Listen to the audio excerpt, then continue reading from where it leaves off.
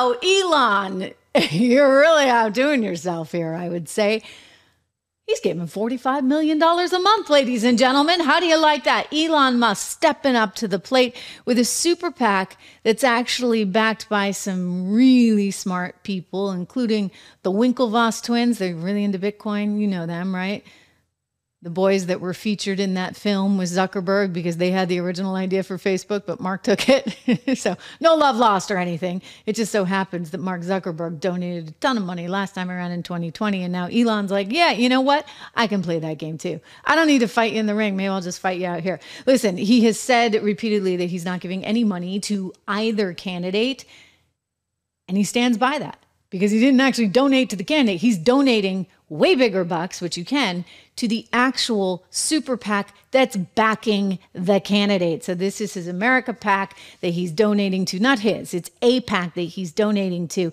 And you know what? There's more where that came from, really and truly, because I'm looking at all the money that is pouring in, and Silicon Valley is really starting to like Donald Trump. All of a sudden, Ben Horowitz, Mark Andreessen. If you don't know these guys, they are big time tech investors. And there's a site called The Information. If you go to graphic 5, Drew, we can see their picture on the screen. These guys are giving big bucks too.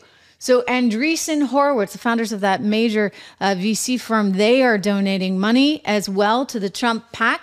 And then you got Bill Ackman. You've heard about Bill Ackman. He was very, very concerned about this extremism that you've seen on the left, longtime Democrat switching sides. He's now coming out in favor of Trump. Listen, Elon is leading the way. And I would just say there is more where that came from. So the Democrats are nervous, understandably so, right? So what do? They react by saying this. Oh my gosh, it's just another billionaire. Look at the headline here. Biden campaign blasts arrogant billionaires. They're only out for themselves. Not like Joe and Hunter are out for that, right? They're not out for themselves. No, why would they be? After report, Elon Musk donated to pro-Trump super PAC. Okay, that was one headline. Then if you go in, you see the comment from one of the Biden people. Biden's campaign criticized the donation as arrogant and said Trump's policies would raise taxes for working class people. Yeah, sorry, guys. They're actually wrong on that. I've spent a lot of time on the tax policy.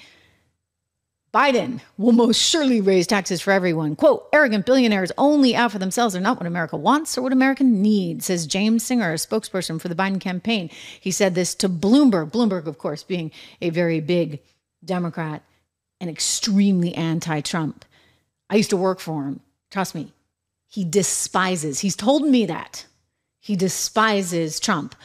So his news organization, there's supposed to be a Chinese wall and all that. I don't think there really is. So they wrote this article and they quote this person, James Singer, one of the spokespeople, saying, Elon knows Trump is a sucker who will sell America out, cutting his taxes while raising taxes on the middle class by $2,500. Now, you know what? They're gonna try and tell you this all day, but we know facts and we know fiction.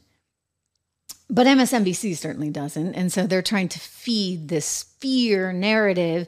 And they have one woman on the show who had a brief career as a salesperson. Sales. Okay, I just say that. Nothing against sales, right? But, on Wall Street, if you're in the sales department, maybe it has a slightly different connotation. Anyway, so she's a salesperson at Deutsche Bank. And she goes on and says this, watch. While Amber Rose made this pitch. He seemed to enjoy it quite a lot, though. He did. He's not just making an Instagram play. Tonight, what I think is maybe one of the most significant plays is Elon Musk. Elon Musk tonight announced that he will be giving $45 million a month to a newly formed super PAC. And that's just cash. But think about, you have the man who controls formerly Twitter, now X, going out there saying, I'm openly supporting in a massive way Donald Trump. It was moments after the assassination attempt. You saw Elon Musk, who controls Twitter, putting up that photo of Donald Trump, on the platform. And one of the reasons it's noteworthy, Elon Musk is very, very close to J.D. Vance, as is Peter Thiel. Yeah. Just last week, I spoke to a major CEO in the AI space who said Elon Musk is laser beam focused on Donald Trump. Why? Because the next president, irrelevant of who it is going to control the fate of AI, which will change every bit of how we live. So to me, yes, we're talking about an Instagram play. We're talking about Amber Rose. When you have someone like Elon Musk today, make it public, he's giving this kind of money over the next 113 days. That is major. Could you have a shadow type president in Elon Musk getting what he wants from a Donald Trump? That's something we should be thinking about. Yeah, so if... Okay. So, she repeated herself a few times there. She seems to be very angry that Elon owns and, quote, controls Twitter. I mean, Mark Zuckerberg, it was perfectly fine when he gave some reported $300 and whatever million for that PAC that was going to work on voter registration, which incidentally, Elon's PAC is working on voter registration as well. Two can play that game, I think.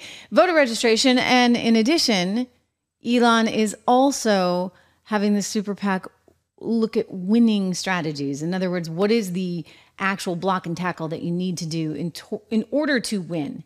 So this is good. Like, the Republican Party needs this, ladies and gentlemen. The left is going to flip out. They're going to say, oh my gosh. Now you get all these tech billionaires controlling everything. I don't think so. In fact, what I saw on stage at the RNC as it opened up was a very, maybe a large tent, maybe too big a tent in some ways. I mean, we got O'Brien up there from the Teamsters talking a lot of stuff, okay? But I would just say that I don't think we have to be overly worried about the billionaires being completely in control. That is what they have done with the left. The other side has done, frankly, with the left for a little bit too long. And I think you've had a lot of the elites effectively selling out working class America. And the great thing about JD, and we'll talk about him some more in a little bit, but the great thing about JD Vance is he gets working class America. He comes from working class America. And there's something to be said for that. And this is a group of people, look, we're all effectively, don't ever forget, like, we're all, I don't care how high up you are. And this is one of the things that Trump really gets and has been one of the things that I think has made him so likable, right? I mean, I realize a lot of people hate him too, but on the likable side of the aisle, he gets who he is and admires the working class and admires hard work and has never sort of lost that connection to working class. And that's really, really critical because you look and compare and contrast. I mean, John Kerry, he doesn't know what hard work is. It's certainly not, actual labor. I mean, he's the one who wants you to know that you can't actually, burn your gas oven or stove, but he can take the private jet to go collect an award for climate change because his schedule is more complicated than you. I mean, right? Like, we know that the elites have gotten a little too lofty and a little too elite. And one of the benefits of Donald Trump is that he still gets what the real world is like. And that's so important to be grounded. And JD, in my estimation, is grounded. And so having that kind of firm foundation and understanding what life is really like goes a long way.